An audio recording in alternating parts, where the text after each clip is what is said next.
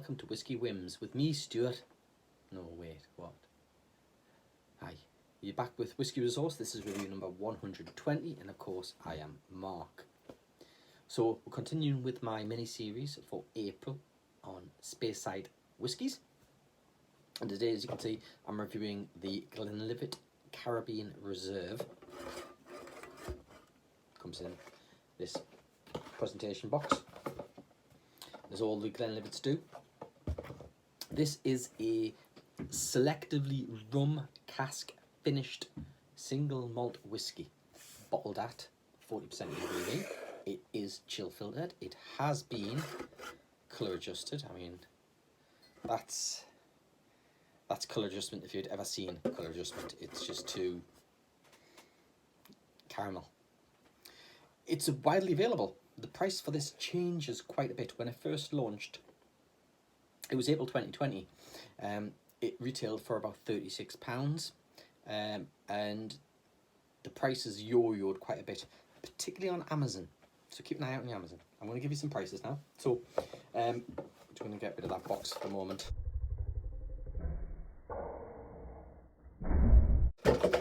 You can pick it up online from Masters of Malt for £35.95, from the Whisky Exchange for £35.45. If you pop into your Tesco store, they may have it. It'll be 36 quid. If you drop online and go to Amazon, this is currently, as the time of recording, 26 quid. 26 quid, not a bad price. £10 difference between the highest and lowest. So it just shows you need to shop around when buying your single malt whiskies, when you're buying your whiskies, when you're buying your blends. Shop around. For an average price, it gets 33 and 35 pence. I'm now including discounts in the average price because whiskies like this are spending more time on discounts than they aren't. And for some reason, my mouse is just doing this ridiculous thing where it doesn't want to change screens because I now have a separate screen set up. Anyway, moving on. Right, so in terms of its value score, it gets 78.66 out of 100, which reflects the fact that this is a non-age statement whiskey, bottled at 40% ABV, chill filtration, colour adjusted. Score drops right down, and it struggles to keep a decent score. So, the Caribbean Reserve. When a whiskey has the word reserve in it, always bear in mind that it may not necessarily be the best. As a general rule of thumb, reserve, deluxe, any kind of embellishment of the name causes alarms in your head to go, you know what, maybe this isn't the best whiskey. Incidentally, just looking at the back of this bottle there's a date. It says July 2020, which I suspect was when this particular bottle was labelled. Possibly the date it was bottled. So April last year it was released, 2020. Okay, so what am I going to do here? Popping back over to a website that I had up, which talks about what the words on here selectively finished mean.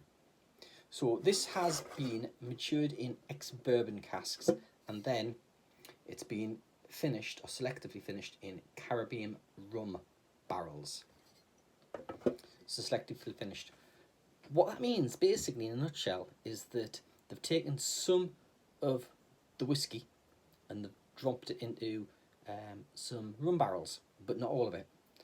And then they've blended the ex-bourbon and the rum finish together in the necessary proportions to create the taste and nosing profile that they want to achieve for such a manufactured malt as this one.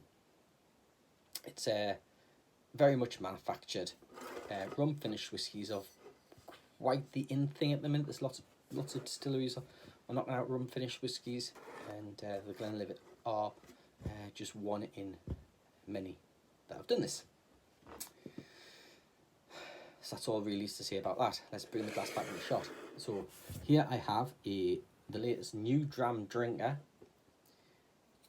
Whiskey Challenge coin that Anthony and Nikki sent me. I do have a second one, so I'm going to try and start using these coins if I can, these Whiskey Challenge coins. So I'll leave that in the shot. So there's not much more to say about a Glenlivet, other than it's going to be a tasty enough, easy sipping flavour that's not going to be too complex, it's not going to be too challenging, it's not going to be too memorable. And I have had a bit of this bottle. I've also shared it for people who've asked a bit about what does it taste like. So we're going to move on and do the nosing and tasting now, because it's 5 minutes in and I haven't really done anything. So on the nose, it's fruity. It is tropicalish.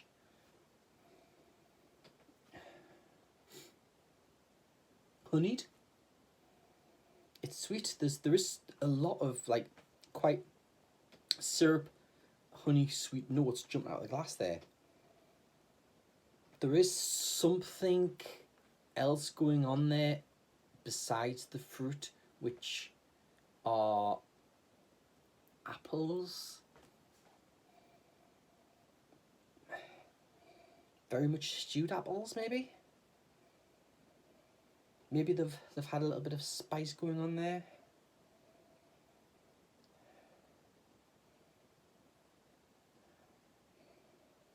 Yeah, it's a melting pot of tropical fruits, which I think apple is in there, but they've been put in a pan with some spices and they've been stewed.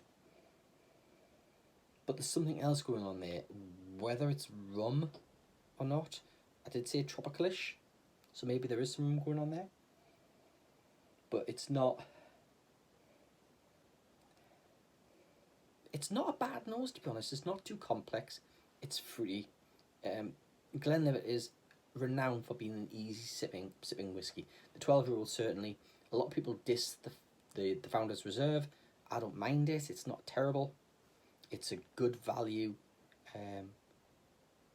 whiskey at a budget. I typically pick up a bottle for about £22, Costco typically. But what's this like on the palate? Cheers. So I took a really big mouthful there, and the alcohol is quite sharp. There's a sweet and sour thing going on there, but undoubtedly this is Glenlivet. It's got that Glenlivet character about it. It's sweet, not sickly sweet, not quite dessert sweet, but it is sweet. It's fruity, but the fruit, whilst it starts syrupy, almost sickly, but not too much. It becomes watery. The fruits in there are tropical.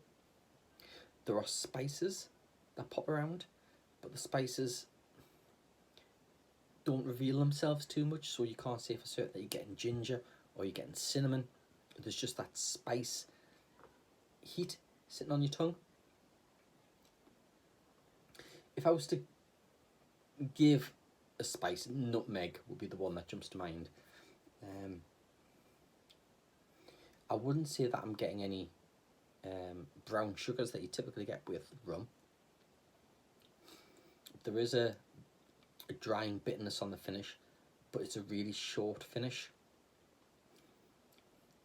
What I'm getting right now is bitterness.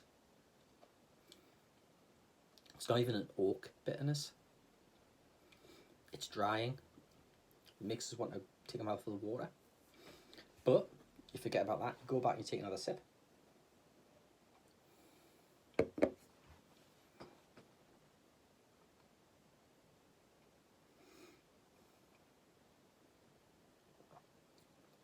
And to be honest, whilst it's not terrible, and it is worth, I would say £26 is pretty much a good price for it.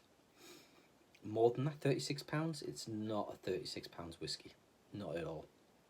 This is a sub £30 whiskey. So the price on Amazon is probably the most I think you would pay for this, or you should pay for this. It's good for sharing. I think it would be a good some conversational whiskey. I think there's a lot of people out there would enjoy it. People who want to introduce to whiskey, this could be a good introduction whiskey. It's not that harsh, whilst the alcohol is providing a nip. It's not particularly harsh. There's no peat or anything like that in this one. It has that something different about it. It's not a brilliant whiskey. In terms of score, which you're going to have to check my review on the website if you want to know what the score was. Would I buy another bottle of it? I wouldn't buy another bottle of it, even at £26. I've tried it. It's been okay. I think of the 3 Glenlivets I've tried, I think the Founders Reserve is a better value than this. It's certainly cheaper than this, and it offers, I think, a better flavour. So that's a good bang for buck bottle. The 12-year-old is more expressive. It's got more character to it. It's got more complexity to it. Whilst it's not the most complex whiskey in the world, it's certainly streets ahead of this. So I've kind of made my mind up as to what I'm going to score it. But since we're nearly approaching 12 minutes, I better end it there, because these reviews are just getting ridiculously long. Yes.